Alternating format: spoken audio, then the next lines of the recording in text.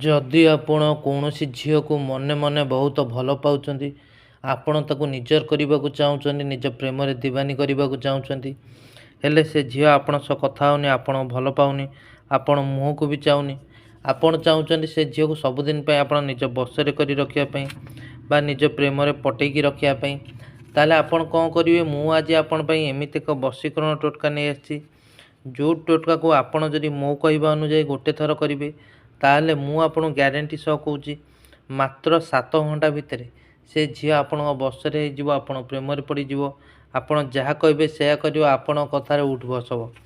ଆପଣ କ'ଣ କରିବେ? ଶନିବାର ଦିନ ଗୋଟେ କାଗଜ ଆଣିବେ, କାଗଜ ଆଣି କାଗଜରେ ଏଇଭଳି ଗୋଟେ ଘର କରିବେ, ଘର ଭିତରେ 6 ଟିକିଆ ଘର କରି ଉପର ଘରେ 41 ଲେଖିବେ, 7 ଲେଖିବେ, ଏଠି 12 ଲେଖିବେ ଡାହାଣ ପଟେ, ତଳେ 3 ଲେଖିବେ ଏବଂ ମଝି ଘରେ ଆପଣ କ'ଣ କରିବେ? ନିଜ ନାଁ ଲେଖିବେ, ଡାହାଣ ଘରେ ଆପଣ କ'ଣ କରିବେ? ସେ ଝିଅର ନାଁ ଲେଖିବେ ଯାହାକୁ ଆପଣ ବଶରେ କରିବାକୁ ଚାହୁଁଛନ୍ତି ଏବଂ ଉପରେ ଏଇ ମନ୍ତ୍ର ଲେଖିଦେବେ କ୍ରିଂ କପାଳିନୀ ଆମୁକଂ ବସଂ ବସଂ। ଏଇ ମନ୍ତ୍ର ଲେଖିଦେଇ ଆପଣ କ'ଣ କରିବେ? ଶନିବାର ଦିନ ସନ୍ଧ୍ୟା ସମୟରେ ଆପଣ କ'ଣ କରିବେ? ଗୋଟେ ଗୋଡ଼ରେ ଠିଆ ହେବେ, ମନେ ରଖନ୍ତୁ ଗୋଟିଏ ଗୋଡ଼ରେ ଠିଆ ହେଇ ଏ ମନ୍ତ୍ରଟିକି 7 ଥର ପଢ଼ିବେ। ଯେତେବେଳେ 7 ଥର ମନ୍ତ୍ର ପଢ଼ିବେ, ଆମୁକ ଜାରେ ଆପଣ କ'ଣ କରିବେ? ସେ ଝିଅର ନାଁ ନେଇ ମନ୍ତ୍ର ପଢ଼ିବେ। ମନ୍ତ୍ର 7 ଥର ପଢ଼ି ଆପଣ ଏ କାଗଜ ଉପରେ 2 ଥର ଫୁଙ୍କ ମାରିବେ। 2 ଥର ଫୁଙ୍କ ମାରି ଏ କାଗଜକୁ କ'ଣ କରିବେ?